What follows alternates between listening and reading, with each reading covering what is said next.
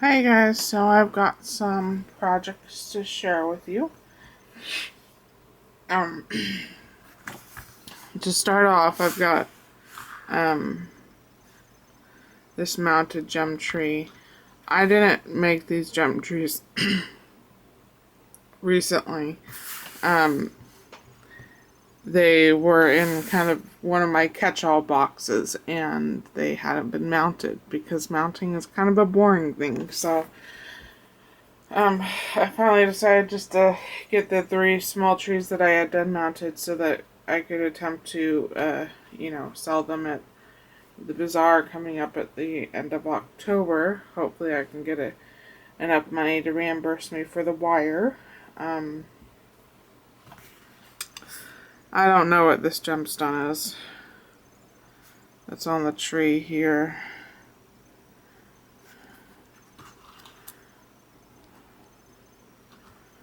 I was playing with my camera before I started it up because it looks so washed out.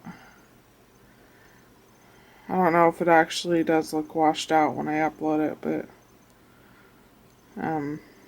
anyways, this is on I put it on a piece of petrified wood. And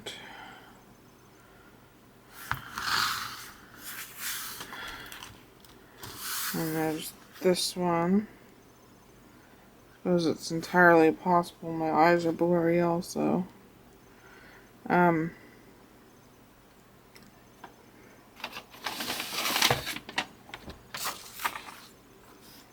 I don't know if that helps or makes the situation worse. This is fluorite.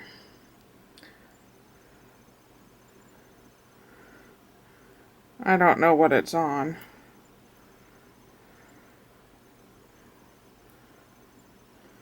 And then my last one, this one I had made a couple years ago, and I used a 26 gauge wire, and I usually use 24 gauge. And I didn't really like it. The colors were a little out there. But maybe it'll appeal to somebody and I can get a couple dollars out of it. So, I still need to play with the branches because they're still a little bit skewed. But this is hematite. The rock chips are hematite. And it's on this low-grade druzy that I got in one of those grab bags from one of the gem fairs. I don't know what the actual stone is though. So yeah, I just finished those up.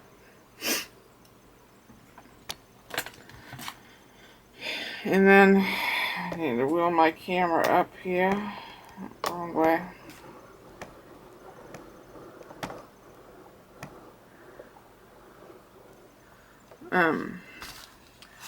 I made this chair. I didn't make it. Yeah, I was in my wood shop and I hand carved the chair. This was the chair that I bought at Treasures for $1. And yeah, it's looking...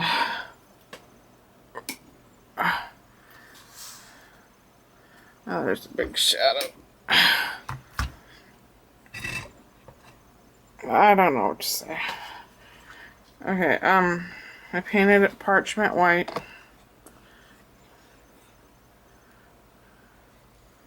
And this is some fringe trim that I got at Treasures. It's in a haul video, but I haven't uploaded it yet because it's not very much. So, I've got pearl trim here, some pearl trim on the back, and then I made a cushion. And I would have made the cushion a little bit more cushionier, but cushier. Could you say cushier? But I had this square of this fabric in my scrap bag, and it was just barely enough to go to cover the piece of cardboard I cut for the chair. So I could only use one layer of batting instead of two, but it has some cushion to it. And then this is one of the Michaels chipboard fans. Well, you know, like one of their chipboard pieces. I painted it parchment white, then I went over it with my finger with pink paint. And then these were like rhinestones for your eyelashes, and I glued a rhinestone on for every circle that was on the fan. And then I've got some Studio 112 flat back pearls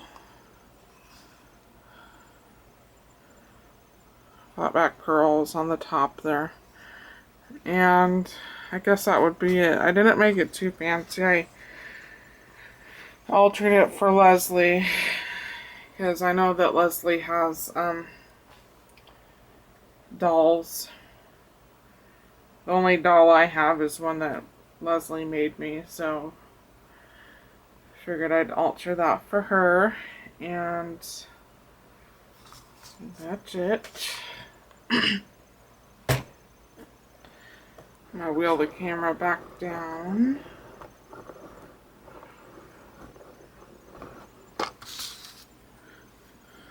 Okay, so then there was this technique that I've been wanting to try. I believe I saw it from a Stampin' Up! Demonstrator. And I generally don't watch people's channels if they're brand specific, because I like to see things, you know, I like to see projects made from all different kinds of brands, because I'm certainly not going to buy, you know, all the punches that even if I had the money, I wouldn't go and buy all the punches that Stampin' Up! Has. I wouldn't go buy all their cardstock colors, you know. I wouldn't buy their stamp sets. It's just not, even if I had the money, I don't feel it would be a right purchase for me, personally. But I watched this a long time ago, but she had done a card using a napkin, and she had used heat and stick powder, and I've tried looking for it at Joann's before, and because I knew that there was the Stampin' Up! Brand of heat and stick powder, and then there was one other brand that's more widely available, but I can't remember the brand. Anyways, I could not successfully find heat and stick powder at the store, and I was going to order a jar of it online, and many months have passed now, and I finally admitted to myself that I was not actually going to order the jar of heat and stick powder, because quite frankly it just wouldn't be worth the money to buy it and have it shipped here. I mean, I don't remember the exact price. We'll just say $5 to $6. Then you're going to be paying at least $3 for shipping. You know, and the jar is probably going to be about the size of a jar of embossing powder. How many cards are you going to be able to get out of that one jar of heat and stick powder? 5 cards, maybe 6 cards, when you're coating an entire napkin with it. You know, an entire panel of a napkin. So I decided that, you know, I knew myself well enough to know that I wasn't going to spend the money on it. It just was not worth it in the end. So,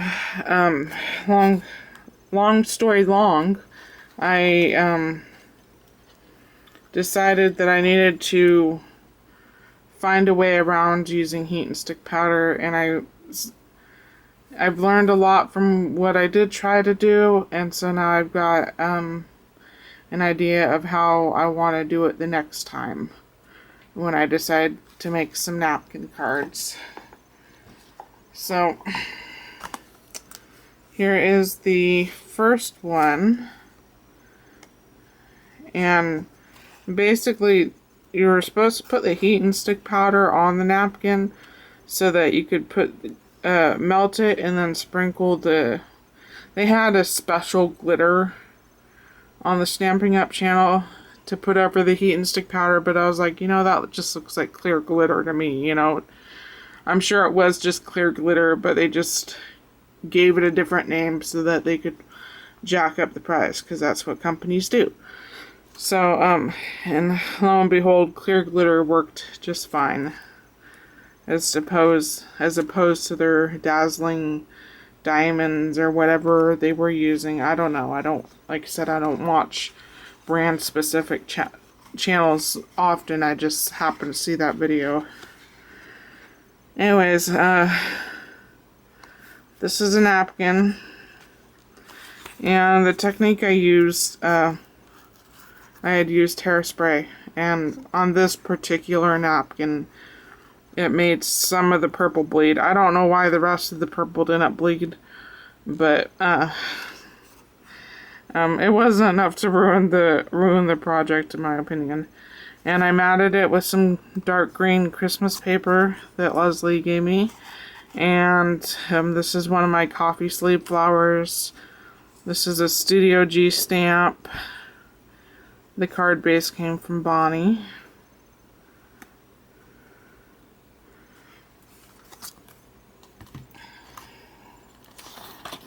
And then here is my second card. I probably look super busy in on the camera, but it is kind of busy in person too with all the glitter, but I think you can see, the napkin a lot better in person than you will be able to on camera. But this napkin came from Leslie. And this happy birthday sticker came from Leslie. It's like Dazzle brand or something like that. I had to stick it on a piece of... I wasn't going to stick it on a piece of scrap paper, but in combination with it not wanting to stick on the glitter, also because the glitter kind of makes the napkin look so busy, it was harder to see this happy birthday, so the scrap paper behind it ended up being very necessary. And I've got an old little paper doily that I found in my old garage, and this is, I think it's a Prima flower, I don't know, I ripped them off the package because packages take up room, but it came from Bonnie. And this ribbon came from Bonnie. It was white. It was a white scrap of satin ribbon, and I used one of my homemade spray mists, whatever, to give it a variegated pink color. And this was some scrap of that, sorry, blurry.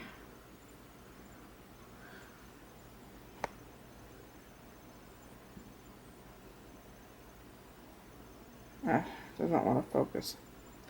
This was a scrap of that natural computer paper.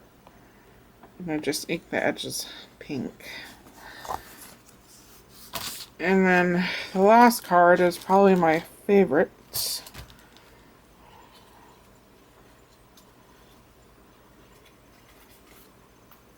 So the card base came from Bonnie. The napkin came from Leslie. This just saying thank you. This was a misstamp that came in some scrap paper that Bonnie sent me, and it was good enough for me, so I used it because I don't have a very big collection of sentiment stamps yet.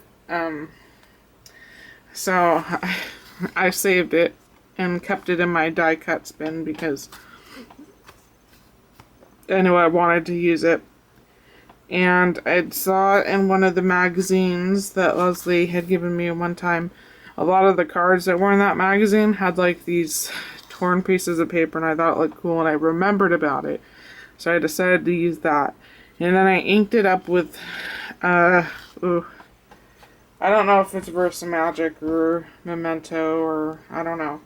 But that's the old pesto color because to me it can either look old pesto or it can look like old gold. So, or it's hint of pesto. That's the color, hint of pesto. I had old gold on my mind. So, I don't have a gold ink right now because I had to throw my pad away many months ago and haven't bought a new one. But like I said, the hint of pesto looks like an old gold to me. And it matches pretty much perfectly with the background behind behind the flowers. So, and then this little tiny flower sticker is a vellum sticker. That was in my prize winnings from Scrappy Casey. So, and then I just wanted to show you something that will be going in my store.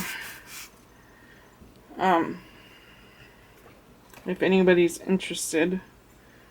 My mother got these done a couple of months ago, and I put them together because finishing details aren't really her thing.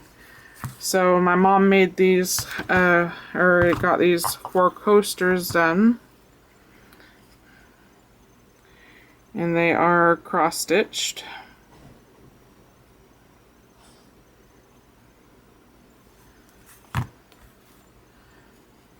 And the coasters themselves are a really heavy-duty acrylic.